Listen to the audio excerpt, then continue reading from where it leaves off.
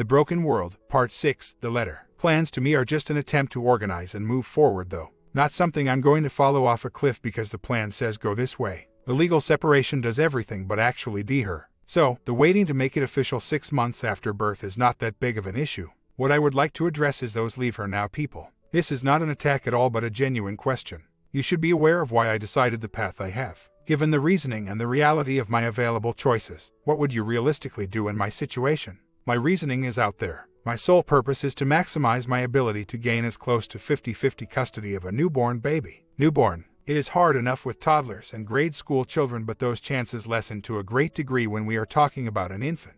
After discussing it with my family and my attorney, and after learning what would work for me and against me in court, this is the best I can come up with. It's not perfect, but it's all I got. I am open for suggestions. Will this ultimately lead to R? I don't see it. I do not hate my WW. I hate what she did. I have not forgiven her, but I am sure I will at some point. But no, I do not see R in our future. There was a post regarding my attorney and watching the fees. Yeah, I am watching that, but thanks for the heads up. I have not spoken OBS and I have not asked WW if she has. Just to update everyone, I got home late last night and she was already asleep in her bedroom. I went to bed and pretty much passed out until this morning.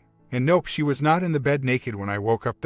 Just a joke. We did have breakfast together and I got the latest on her moving back in and how she is feeling. She's feeling some morning sickness. From what little I know, that is common at this point in her pregnancy. Apparently, she's got everything here she needs and she is now officially back in the house. I spent the day moving the final items into the garage apartment and yard work, and I am currently sitting at my desktop in my ultimate man cave apartment.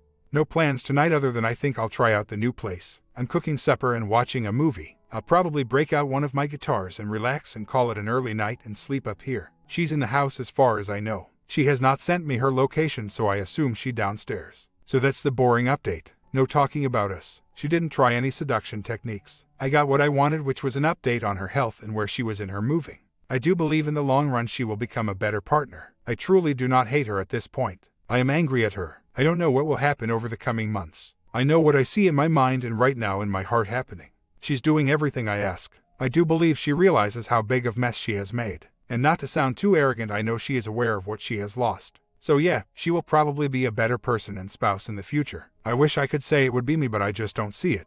The more time I'm in the apartment over the garage, the better. I have all I need here, but I will be in the house, just not necessarily all the time. There will be interaction to a point. Hell, I'll probably have regular meals with her. Better cooking facilities there. I hate cooking on an electric stove, but again, it does not mean I'll be around her all the time. This arrangement is not permanent. There will be an evaluation at the 6-month-old mark for the baby. That evaluation will be just to prepare how we go about moving her to a new place and submit our plan to the court as part of our actual petition to divorce. I expect to be having that discussion off and on in the month leading up to that 6-month point.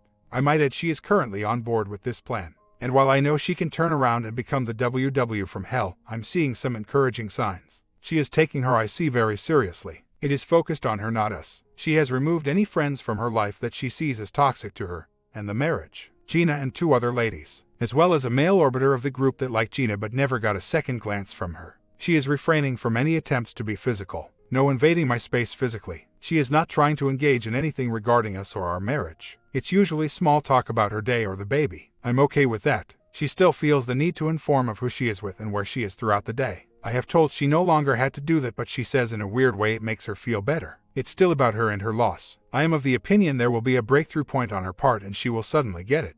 I believe at that point is when I will have to be at my strongest. As I have said, I still have love for her, so I expect it to be hard not to console her when that happens. There is something else. I won't call it remorse. What I see is someone that is in shock. She seems to not recognize who she is right now. She cannot explain why she did it. The guy does not tick one single box on her list of a type.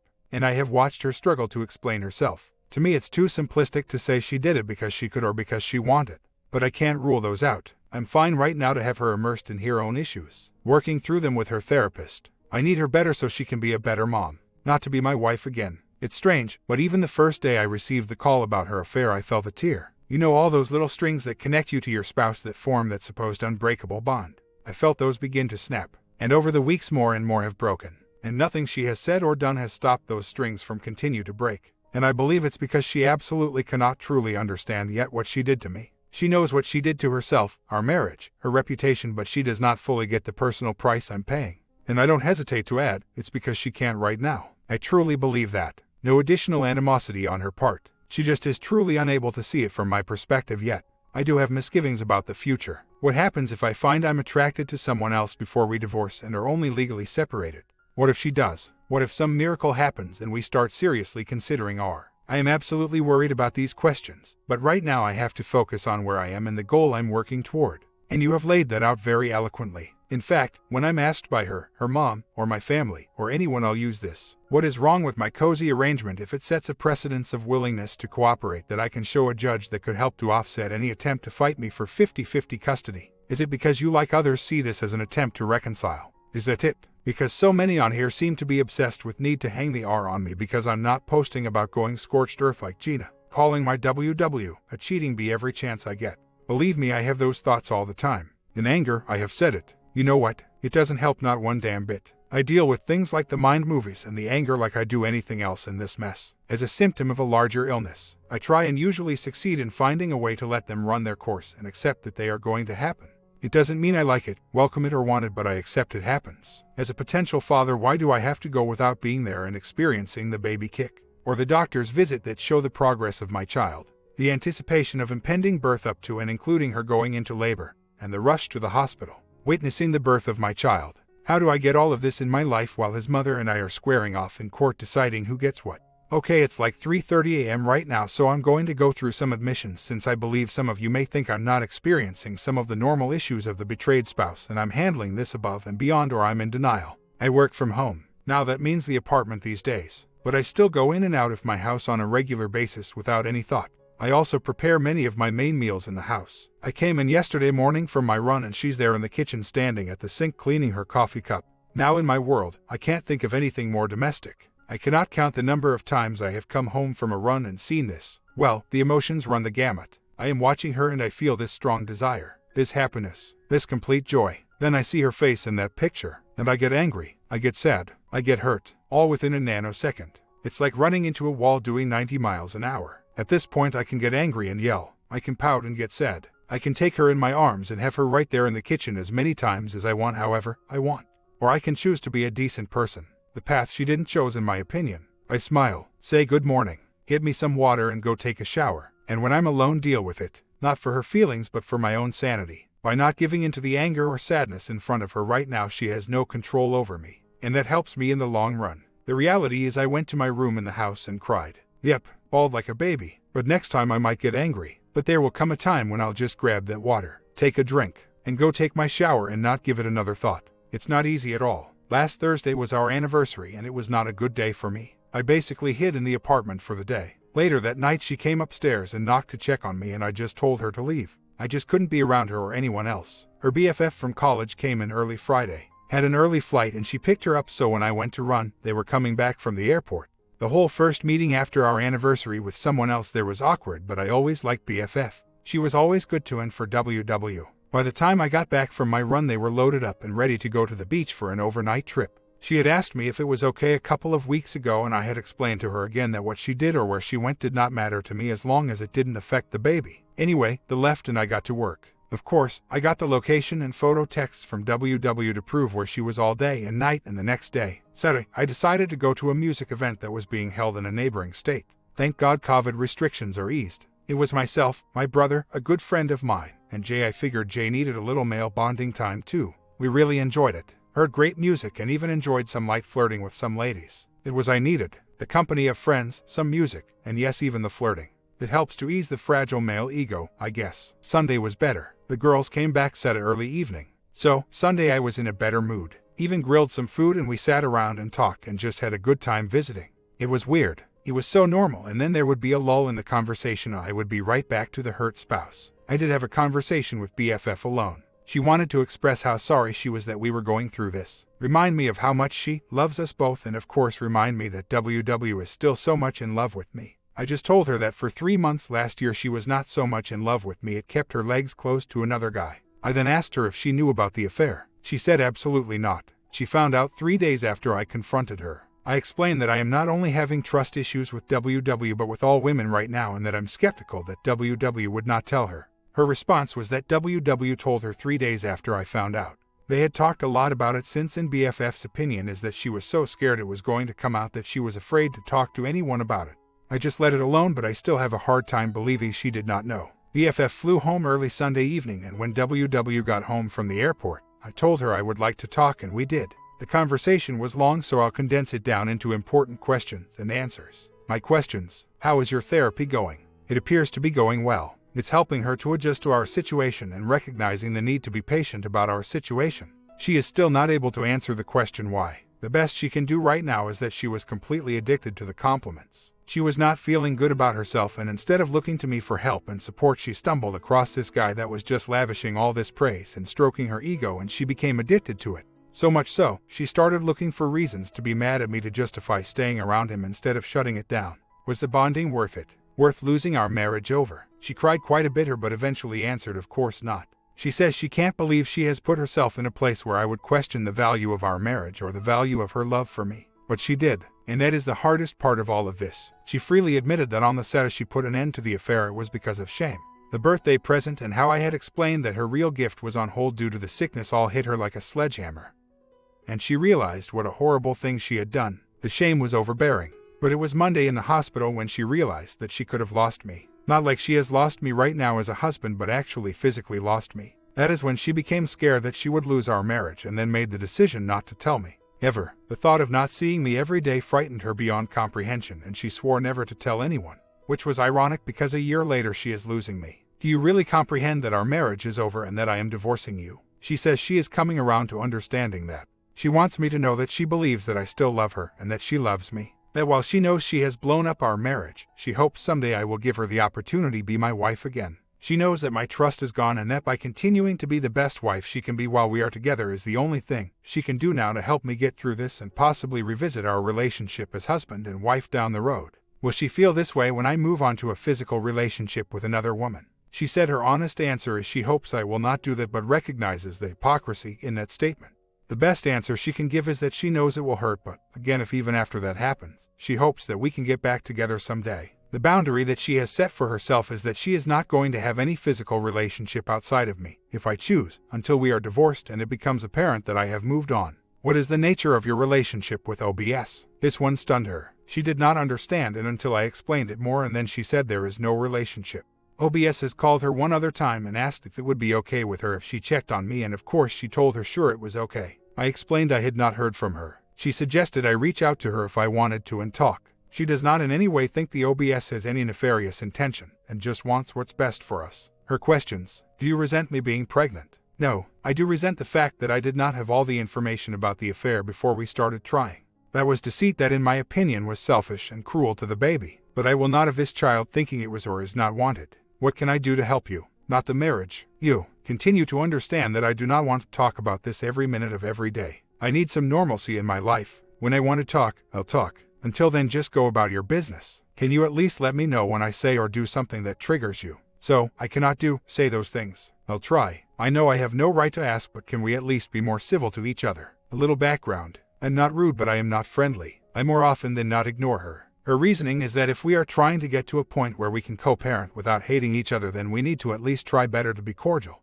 I explained that it was hard, but I would try. But I am only trying to get to a point where I don't hate being near her. I'm not trying to FK her. Which of course opened the door to the next question. If you feel the need for physical contact, please understand that I know it will be with no emotions attached, and I am willing. I explained to her again that I had no desire at this point to have any physical contact with her. That all I see when I look at her is her coming out of a hotel room with another man smiling.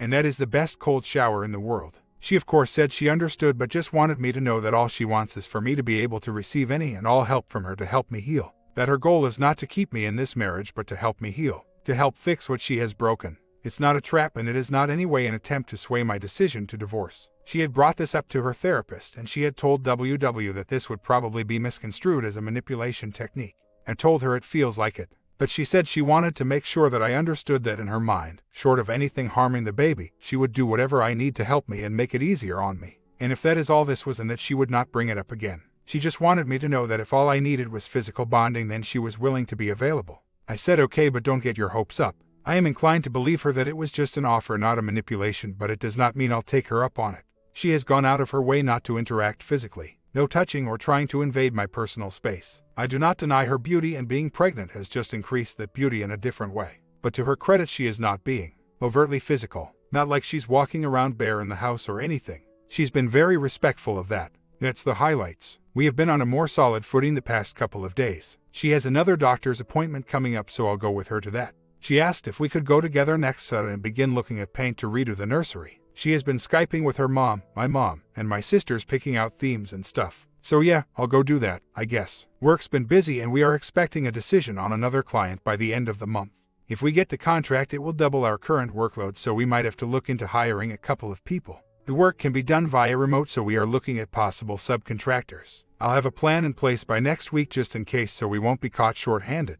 OBS, I am not sure that WW is aware of the offer of a FWB situation there. I might have told her, but honestly, it's all getting blurred together. But I doubt she would encourage that friendship if she knew. I'm going to check in with OBS, but still be careful at the same time. BFF, I doubt BFF knew. She would not have been very nice to WW if she knew. I should have realized that sooner, but after reading the responses here, I am more inclined to believe that she never knew. Bonding. Really good talking points, folks. Appreciate those. Validation. Yes, I can see that clearly now. She needs the external validation right now. I am aware her drive has increased. Don't ask, it was accidental and she never knew I was in the house during those times. I ignored and left. But yes, she is searching for that external validation, and it makes sense. But I think the real reason is her just trying to let me know that whatever I need, no matter the circumstances, she's willing to help. So, unless I see something else, I'll take her word for it based on her actions so far. Remorse. Yeah, I think she is remorseful. She has also had a year longer to deal with this than I have. So, she has had time live with this. I just found out, so I'm way behind on the whole time heals all wounds. But yes, I think she is remorseful, but has a way to go. I see that she is frayed around the edges right now. She has a look on her face of constantly living in fear, and I know that is not good for her or the baby. I did tell her that she can relax about the immediate future. As long as she has not lied or does something else while we are still married, we can keep things the way they are until after the baby is born. But she still looks tired a lot and is very nervous at times. Not guilty nervous, scared nervous. I need to see what I can do to convince her to relax for right now. I just don't see this as being good for the baby. Reconciliation. I'm seeing a lot more of you hoping, predicting, and suggesting reconciliation might be in the air. Not upset with that. Just want to again state that I am unable to be that hopeful right now. Maybe I will someday, but I can't really see it. Yes, I still love her. Yes, I struggle every day to not grab her and hug her and make her feel better. And I know that is within my power to do right now. I can walk downstairs right now, hug her, and tell her it will be okay, and just like that she would be the happiest person I know. But I can't do that because it's lie. At least it is right now. And that is starting to hurt me more than the affair. To know I can put her at ease but can't bring myself to do it. While I've not given it a lot of thought, my default right now is keeping it as normal as possible. My family is aware of what is going on and the plan I have. While there has been some, I'll call it animosity, from my sisters, they have been good to not let it affect their inaction with WW. I left it up to her to tell her family about the schedule, plan moving forward right now. I know she spoke to her mother about it. I have had no issues from her side since her mother's outburst. With that said, we had breakfast together yesterday, my idea, to sort of celebrate my first Father's Day. She then went to visit her father and I visited my father separately. That was unexpected. She had a doctor's appointment and she is 16 weeks pregnant. They did an ultrasound and afterwards adjusted the due date, which actually fits closer to how she is looking, with a noticeable bump. No big, but noticeable. Heart rate good. No surprises other than she's slightly further along. Not going to lie, I'm feeling this daddy thing today. The original due date was based on her memory of her last period. She came off her birth control in late December, early January. Her periods were irregular until she started using birth control as a teen. The January period was on schedule but not the February one. I believe it was early. Anyway, the ultrasound changed it drastically based on the size of the fetus, approximately 3 ounces. I believe that's what the doctor said. I was busy looking at the ultrasound. She said she was 16 weeks, so I'll take her, the doctor's word for it. As for seeing the face, I could make out features. The eyes were closed. Its little heart was beating like butterfly wings. Today was the first day in a long time that felt normal. Don't get me wrong, we didn't fall into each other's arms and cry and say I'm sorry, etc. We just enjoyed the experience. And this evening we spent talking like two normal adults. And, even though I have to say she was more beautiful to me today than I thought she could ever be again, we retired to our separate rooms. Well, I came upstairs, but you know what I mean. It was not awkward, nor was there any hint of sadness or anything. I think we both just want to enjoy it and not do anything to spoil it for the other. I'm still out of town and I'm kind of thankful for it. It's helped the emotions over our interactions Tuesday and Tuesday evening ease a little, lifted the fog a little. brought me back to reality of my situation. And it's helped that she has not contacted me also. Maybe we are getting to some sort of equilibrium. Probably wishful thinking, but hey, a guy has to have dreams. Update. Well, I can put the R versus D arguments to rest. She has moved out and we are proceeding with D as of my call to my lawyer this morning. We will not have a final divorce decree until after the child is born unless the judge will accept the paternity test we did with a private company, which is highly unlikely. And I know you have been a big proponent of us working things out, but I have no control over this decision. She made it for whatever reason. Thank you for your faith though. Friday we were notified that our legal separation was granted and basically things deteriorated through the weekend. Friday evening, she was moody, angry then sad. She came up to the apartment and demanded to know why she should stay since I was refusing to work on us. I simply told her that I had no idea what expectations she had, but even if this could be worked out it could take years and there's no way a few weeks could fix the damage she's done. She got made and left. She drove off. 2 hours later I received a text from her mom letting me know she was there and asked if her mom, could call me. She apologized and had only just found out that I did not know where WW was and wanted to let me know she was okay. I thanked her and we talked a few minutes about what was going on. Her mom suggested she was just overly emotional right now and asked me to be patient.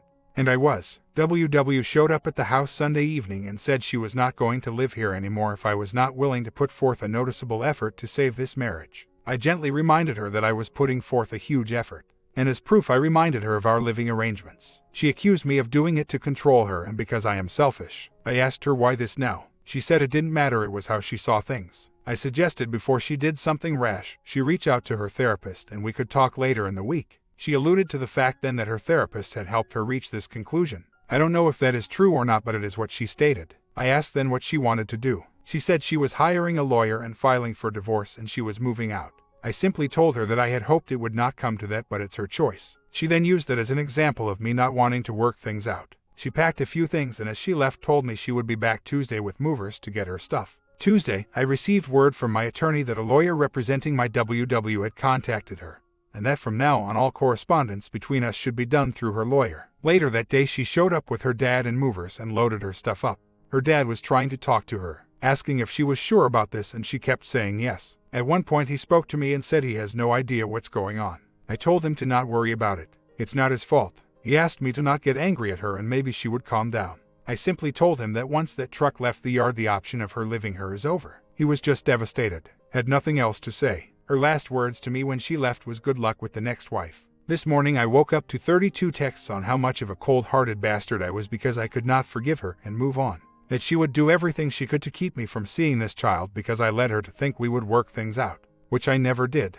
But anyway, I phoned her mother and checked on her and her mother said she had been ranting and raving all night and is currently asleep. Her mom believes she is not thinking clearly. She believes she has misunderstood something her therapist said and is now running with it out of desperation. I told her that WW has left me no choice at this point and that I was calling my attorney today to go ahead and proceed with the divorce. She asked me to wait, but I explained I can't do it anymore. I have been living in the same house with a woman that cheated on me for no apparent reason other than she could. I had gone out of my way to provide as much as I could in way of support up to this point regarding her pregnancy, and now she is threatening to make it as difficult as possible for me to see my child. It's time I protected myself, and that's where we are. At this point she's not my responsibility. I am struggling with the loss of access to what's happening with the baby, but right now I have no legal responsibility for her. I'm heading to the coast in the morning part of the 4th of July weekend with friends and then come back Sunday and spend time with my family. I just need to get away. Screenshots are saved and placed on cloud storage. I changed the locks on the doors earlier today. Alarm password has also been changed. Our finances were already separated. Lawyer reminded me to not be in a position where I am alone with her and to not argue or in any way respond to her messages. She also stated that if I insist on staying in contact with any of her family to be careful what I say and to not disclose anything that may can be used in court. I have listed about a mile long of do's and don'ts. I know intellectually I am not to blame, but there are still those nagging thoughts of what do I do? Is there something wrong with me that just makes me not be able to keep my happy? Stuff like that. Again, I get those thoughts, but I know they irrational and not true. Ultimately, I know I'm better off without her. I had hoped that would not be the case, but I see it now. And I know this might sound conceited, but I know that she will probably regret this more than me. But it still screws with your head and self-esteem. I woke up to more texts and missed phone calls. By the about 1 a.m. they had eased off and were more apologetic.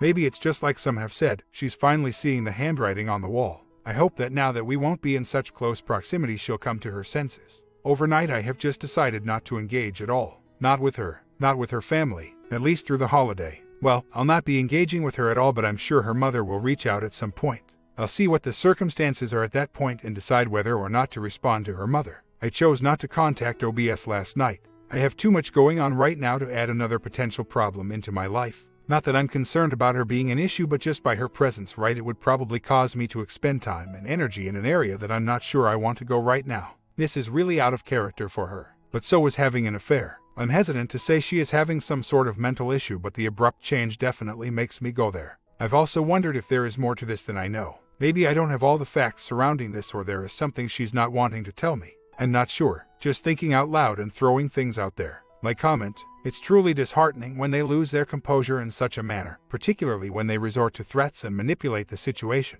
making you appear as the wrongdoer. Despite clearly expressing your intentions, she remained unable to comprehend your words, at least not until the separation became an undeniable reality. Regarding the therapist, it's essential to remember that you are unaware of the discussions taking place during her appointments. The therapist can only base their understanding on the information they receive. This woman is evidently displaying troubled behavior, and the affair merely offered a glimpse into her true character.